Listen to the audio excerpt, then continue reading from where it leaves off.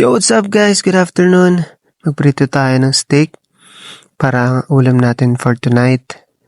And lagyan muna natin ng paprika and table salt. Alam niyo ba guys na libre ang beef o baka dito sa farm namin? Nagtanong din ako sa mga friends ko na nagtatrabaho sa dairy farm at lahat sila nagsabi na meron din silang libreng baka galing sa mga boss nila. So sa tingin ko guys, most of the farm owner dito sa New Zealand ay nagbibigay ng libreng baka para sa kanilang mga dairy farmer. Dito sa farm namin guys, twice a year kung magbigay si boss ng baka, bukod pa yung binibigay ni boss na lamb. Bali yung isang buong baka, pinaghahatian naming mga worker. And hati-hati din kami sa bayad para sa processing ng meat. Hinahatid na lang ni boss dito sa bahay pag na-process na.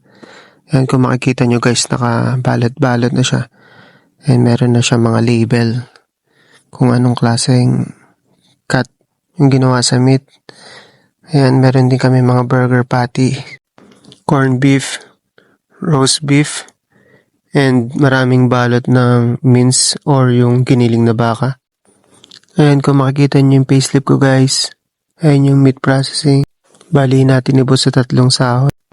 Nasa around 300 plus New Zealand dollar yung binayaran ko sa 3 fortnight.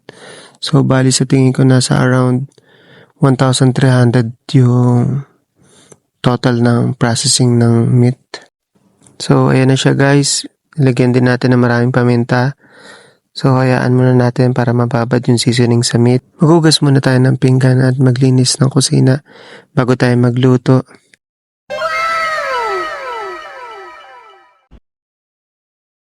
Ang galing! Ang galing!